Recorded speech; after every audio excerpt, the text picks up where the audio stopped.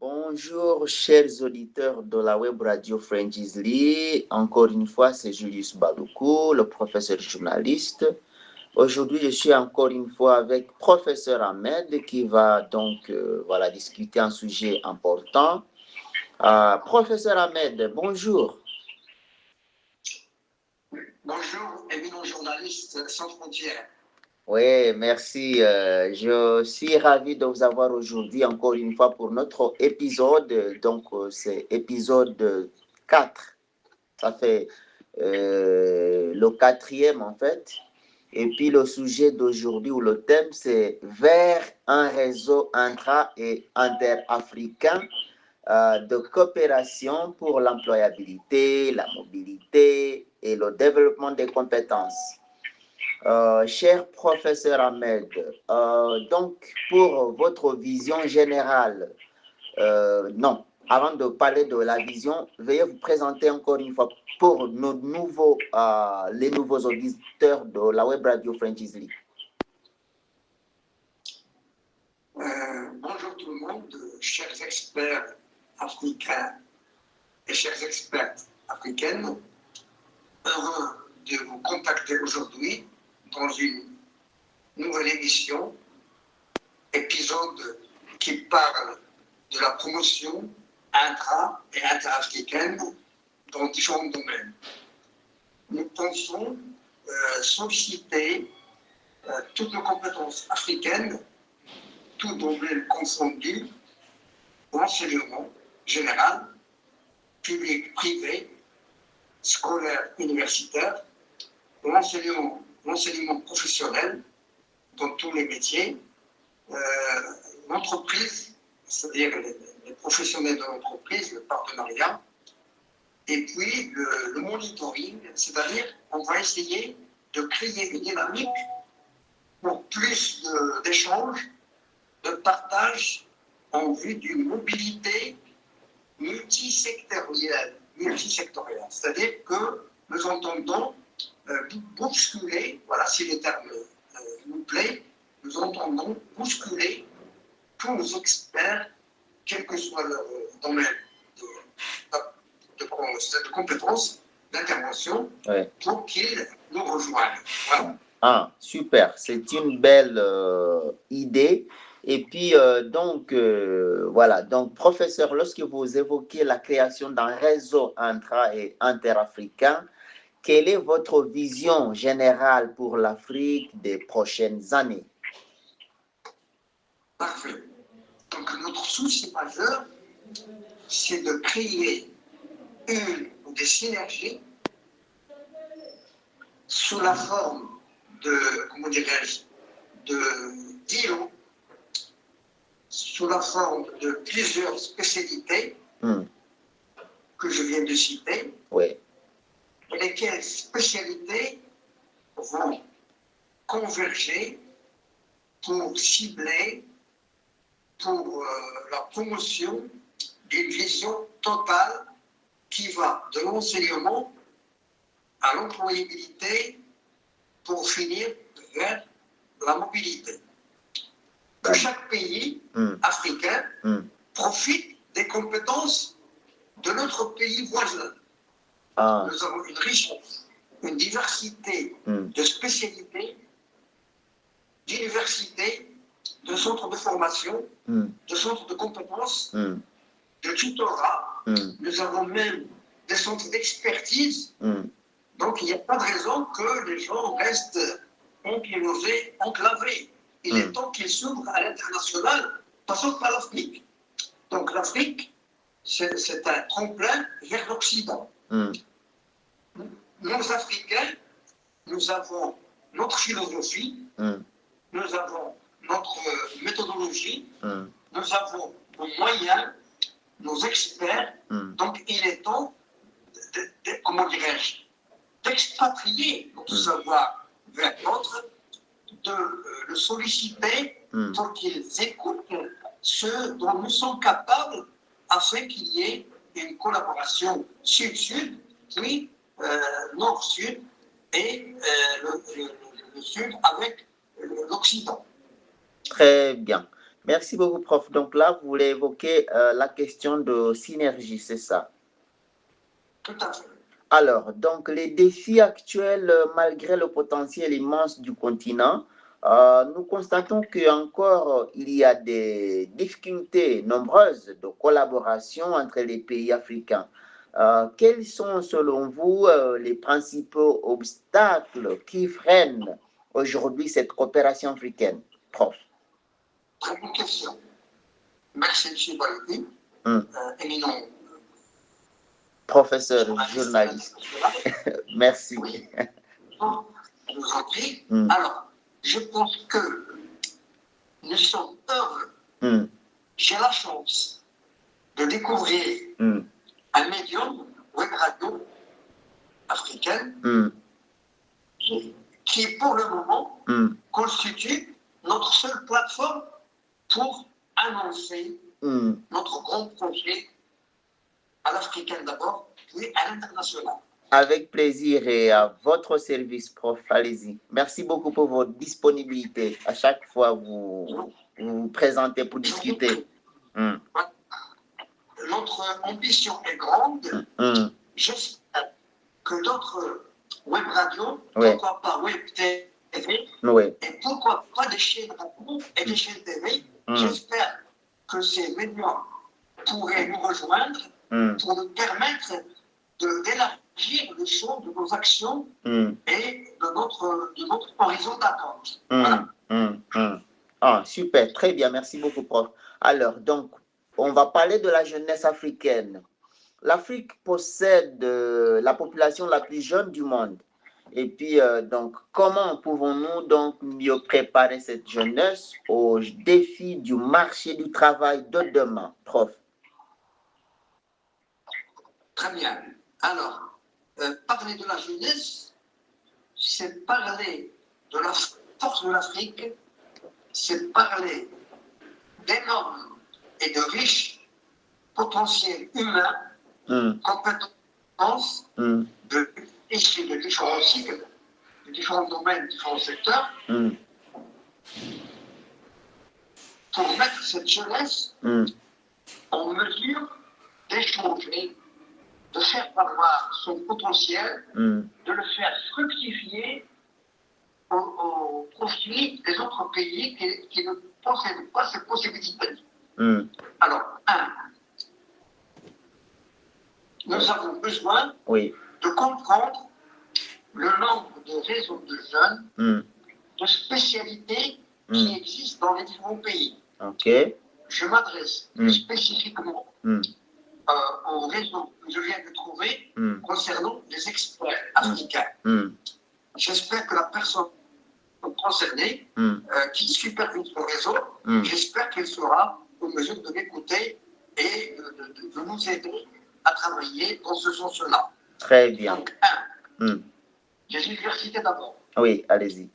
Les porteurs de thèses de doctorat. Les thèses de doctorat ne doivent pas rester uniquement sur les étagères des bibliothèques des universités. Tout projet de doctorat doit servir de matière à réflexion qui est en interaction avec le vécu, le réel, pour partir du réel vers l'attendu.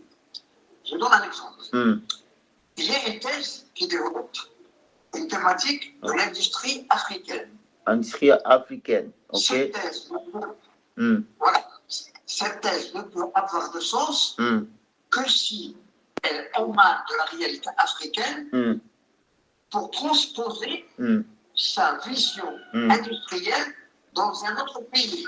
Exactement. Donc, nous disons que, pardon, oui, allez-y. Je dirais que la recherche universitaire doit être au service du développement durable, tout secteur confondu. Donc, nous sollicitons des directeurs de thèse dans les universités africaines afin qu'ils rejoignent Web Radio et par le médium de Web Radio, qu'ils le rejoignent en tant que spécialiste, un chercheur pratique en développement durable et en économie du savoir et de la connaissance pour que nous soyons tous prêts à lever ce grand défi en Afrique d'abord et puis à l'international ensuite. Merci. Donc d'abord, les universités. Après, les entreprises. Après, le domaine, plutôt les domaines de la formation professionnelle. Donc nous avons sollicité tous les secteurs leviers de développement durable afin de les connaître, de les catégoriser, de les recentrer et de les mettre à disposition de qui les souhaiterait. Très bien, merci beaucoup, prof. En fait, je voudrais... donc, vous avez touché un élément très important parce qu'hier, j'ai consulté le site de l'ambassade de France au Nigeria. Et ce que j'ai constaté, ils ont déjà lancé un projet. Donc, grâce au projet FEF, Fonds Équipe France, comme en Ouganda, il y a le FEF pour promouvoir la langue française. Donc, le Nigeria aussi, j'ai constaté que récemment, ils ont même déjà établi des usines grâce au projet FEF parce que je pense que c'était une recherche universitaire et avec cette recherche, grâce à ces fonds, ils ont pu commencer ou établir des usines pour le déchet, le plastique, ce qui a en lien avec ce que vous venez de dire là, que les projets de thèse ne doivent pas seulement rester dans les bibliothèques, mais aussi aller sur terrain, l'action, donc la recherche actionnelle. Donc, je voulais juste citer ça parce que j'étais heureux de voir que vraiment le Nigeria va au-delà de la recherche. Donc, les fonds Équipe France, le projet FEF, dans les universités a eu un impact. Parfait. Alors, rassurez-vous, nous allons très prochainement programmer une émission sur Web Radio concernant les chercheurs universitaires, jeunes, alors doctorants et post-doctorants, et on verra comment est-ce que cette mine de richesse dans notre continent, comment cette mine de richesse puisse servir le développement durable. Ok, très bien. Ok, prof, donc on va passer à une autre question pertinente dans l'employabilité. Alors, de nombreux diplômés peinent encore à trouver un emploi correspondant à leurs compétences. Selon vous, professeur Ahmed, quelles actions prioritaires devraient être mises en place pour renforcer l'employabilité des jeunes africains? Parfait. Alors, je pense que toute politique africaine qui se veut mobiliser, qui se veut déterminée, qui se veut ouverte, doit chercher des canaux, entre autres, web radio. Web radio, c'est important. Donc, nous avons besoin de beaucoup de web radio, de chaînes radio, de chaînes TV, pour pouvoir parler de nos potentiels humains, universitaires, professionnels, afin de savoir quel est le potentiel dans quel domaine, quelle est la plus-value professionnelle dans quel domaine, quel pays sollicite tel domaine pour telle spécialité. Donc, nous pouvons jouer le rôle d'intermédiaire pour essayer de débloquer ces jeunes qui sont en chômage et qui sont habilités dans différents domaines. Oh, wow, c'est génial ça, prof. Oui, bien sûr, oui. Et puis, donc, en plus, peut-être, parce que déjà, il y a des médias déjà qui font la visibilité, qui renseignent ces informations concernant les boulots, les emplois, la disponibilité des postes. Alors, peut-être, en plus, on peut donc encourager peut-être les auditeurs aussi de suivre les plateformes numériques, les réseaux sociaux, pour qu'ils puissent toujours être au courant de ce qui se passe dans le domaine du travail. Oui, un autre ajout. Oui, allez-y. Oui, allez-y. Nous sommes en train de travailler sur une revue.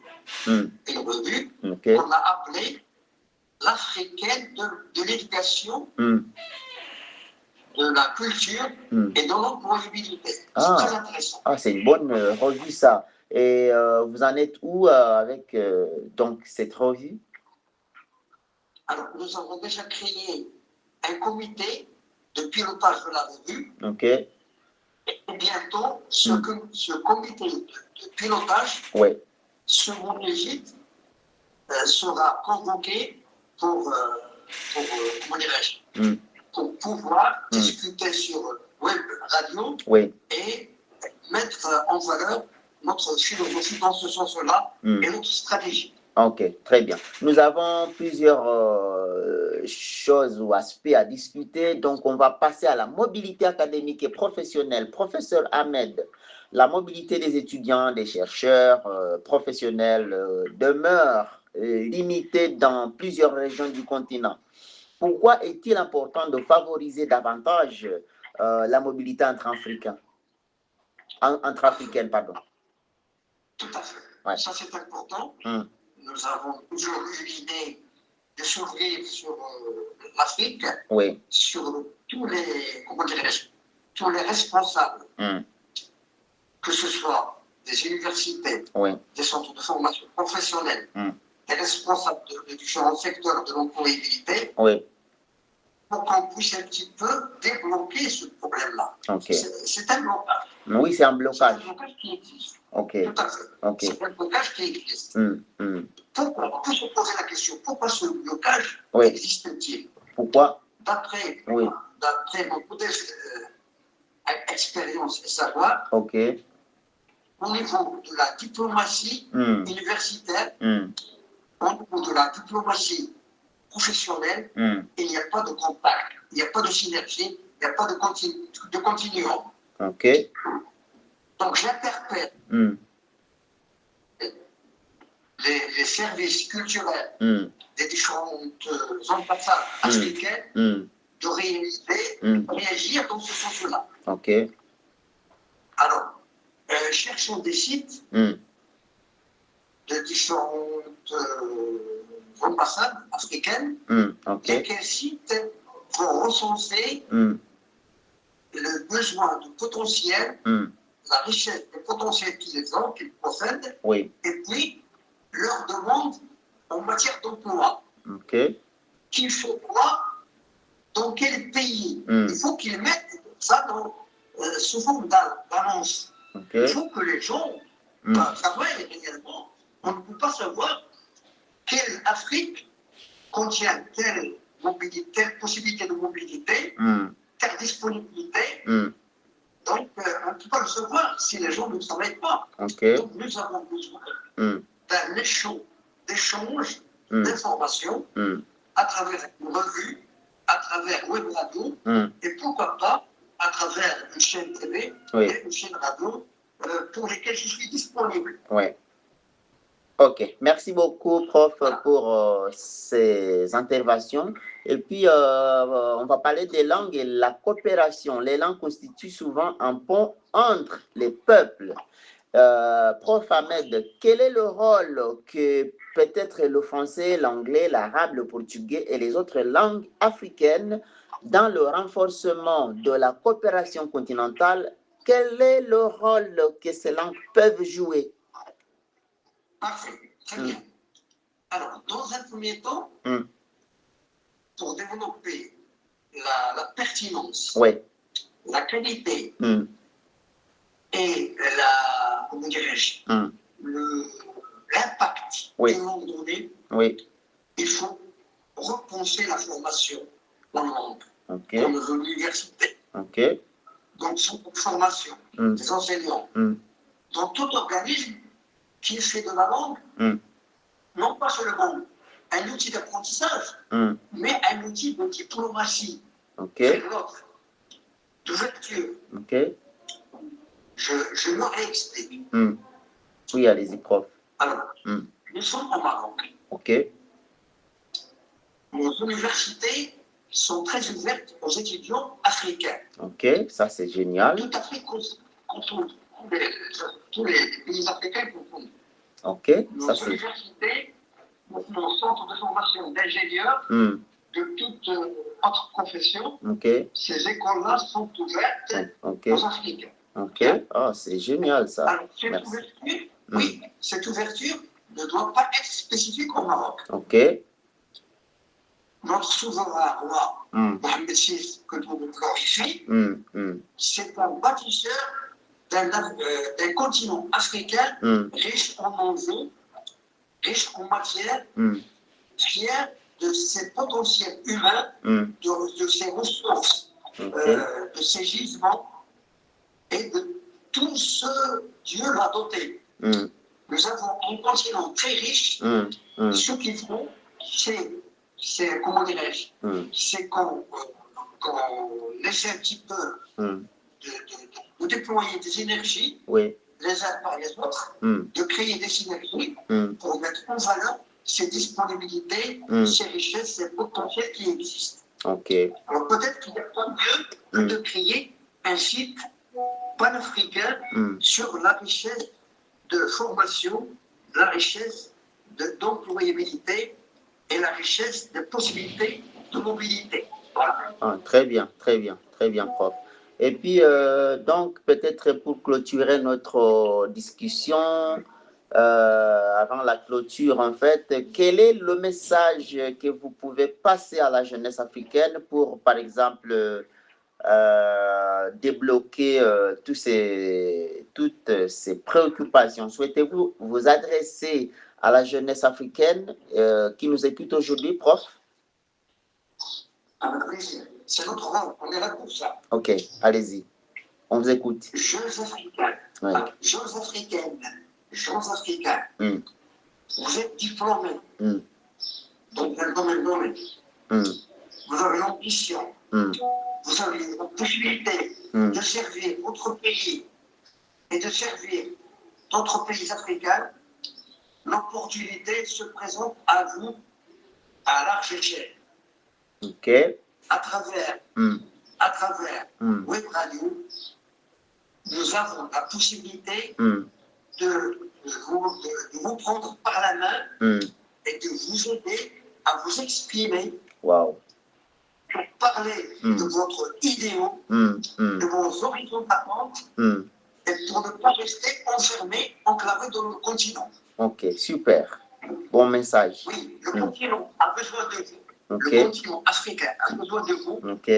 Ce qu'il faut, c'est que vous soyez ouverts sur ce que vous êtes, qui vous êtes, ce que vous savez faire, votre expérience, dans quel pays vous voudriez aller, pour servir quel domaine. Vous êtes un chercheur dans un domaine donné. L'Afrique a besoin de vous. Mettez le titre de votre thèse. Essayez de faire un descriptif, essayez de mettre le domaine professionnel, le secteur avec lequel est en pleine adéquation votre recherche, et vous allez voir que votre recherche ne sera pas restée noir sur blanc dans une étagère de votre université. On a besoin de vous. Voilà, très bien, très bon message, merci beaucoup, prof. Et puis, donc, votre dernière intervention, vos coordonnées, ce que vous proposez aux experts, et voilà. Allez-y, prof, pour conclure. Voilà, merci. Et donc, avec plaisir. Je m'adresse à tous les recteurs des universités africaines. Je m'adresse à tous les directeurs des centres de formation des enseignants. Tout cycle confondu. Je m'adresse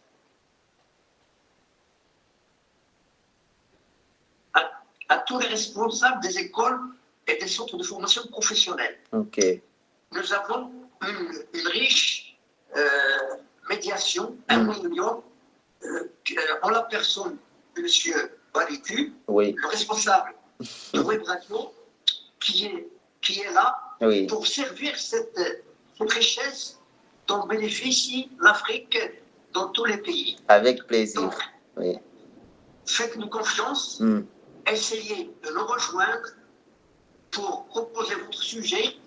Je suis là pour superviser le débat en collaboration avec le chef, c'est-à-dire le journaliste international de Web Radio. Oui, merci beaucoup, prof. Nous sommes vraiment très reconnaissants de votre intervention. Et chers auditeurs de la Web Radio Franchisee, nous sommes déjà à la fin de notre discussion, notre débat. Merci beaucoup pour votre disponibilité, professeur Ahmed. Nous sommes très reconnaissants de votre engagement et puis voilà, votre collaboration avec nous. Ensemble, nous allons très loin et merci beaucoup pour votre intervention pour le débat d'aujourd'hui. Nous vous attendons pour le débat qui va suivre prochainement. Merci beaucoup et au revoir. Au revoir, à la prochaine. À la prochaine, prof. Alors, pardon.